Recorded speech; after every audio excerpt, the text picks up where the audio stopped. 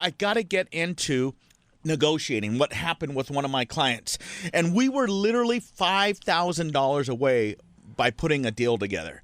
And I said, you know what? I'll just cut my commission by $2,500. I'll ask the listing agent to cut his commission by $2,500, and we'll just put this thing into escrow. And he's like, Fred, no. He goes, you've worked hard for this commission.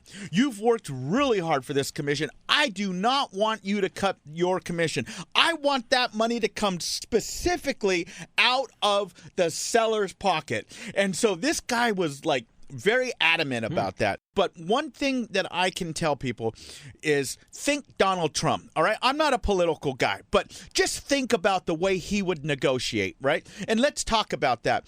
Number one, and this is in my book, Put Your Money Where Your House Is, by the way. If you want a free copy of my book, you can text me and I'll give it to you. 714-403-7334.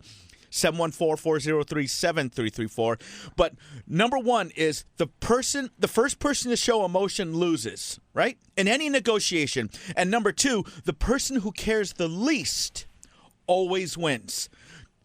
The first person to show emotion loses, and the person who cares the least always wins in any negotiation. Basically, we were $5,000 apart, us and the sellers. And so he had raised the price, and it was originally $555. Then he went up to $557,500, and we were originally $2,500, but then he raised it. So this guy was, a difficult seller, so to speak. And what I said is, my response would be, this is what I told my buyer, best of luck to you. And if by chance, and I was giving this response to my buyer, saying this is what I wanted to tell the listing agent or the seller. And I said, best of luck to you. And if by chance you should have a change of heart, and we're not assuming that you will, but if you do, please feel free to circle back with us. All the best. Good luck. Right? And though time is our friend in any negotiation, especially if they haven't sold the property. So my client says, if he stays with $557,500, my reply to him would be blank, blank, blank, blank.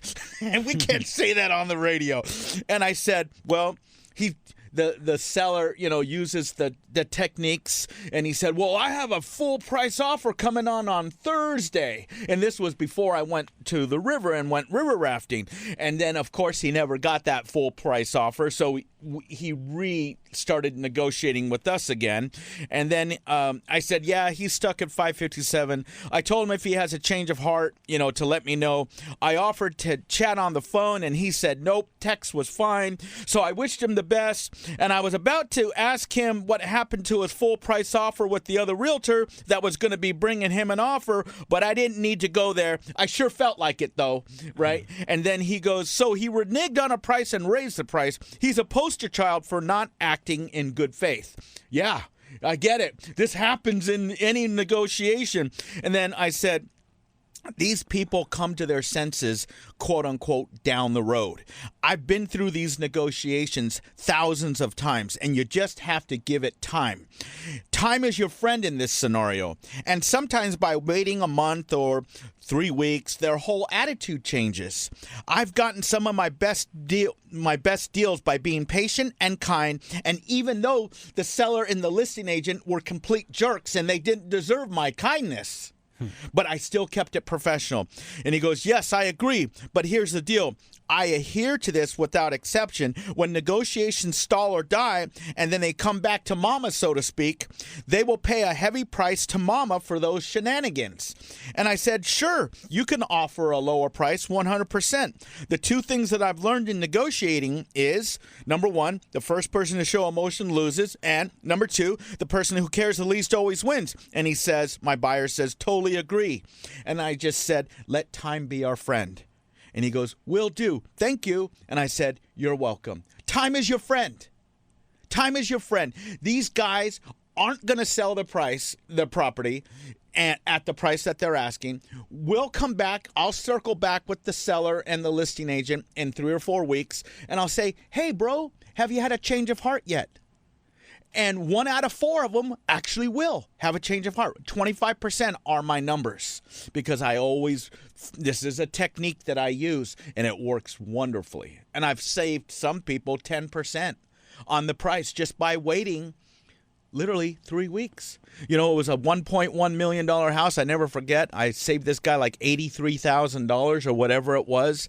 And I'm like, see what happens when you just wait? Time is your friend. Time is your friend. No, that is really amazing. Now, did you actually try and get a lower rate when they came back to the table? Oh, yeah, you ask for it. Yeah. You ask for it, and sometimes they will. I was buying a Ferrari down in, where was it, Santa Monica or Venice Beach or one of those dealerships, and I had walked away from the dealership. I had a cashier's check in my pocket. I pay cash for my cars, and when I'm walking away, the guy says to me, he goes, "Oh, I'm halfway home already." And the guy says, "Oh, we accept your deal." I'm like, if I'm going to turn around and come back and drive to get that car because someone had driven me, I go, I need an extra $1,000 just for the hassle of making me drive halfway home. And guess what? The guy gave me an extra $1,000, so I went back and bought the car. Sometimes those dishonest people or those people who use those techniques to try and get more money, they end up losing in the long run because they shouldn't have been doing that in the first place. They should have just been upfront and honored what the deal was. Yeah. Cal, we don't try to figure people out. We just want to teach our kids these same techniques and teach anybody who's willing to listen these same techniques because they work and they're very honest, straightforward, and upfront. No, beat around the bush. No trying to do shenanigans.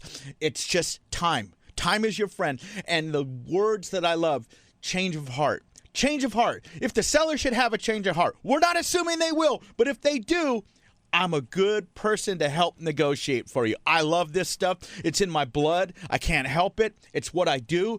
And, I have the same passion today that I did 33 years ago when I first started doing this. People, when they talk to me on the phone, they sense that. And I just try to help people make smart choices.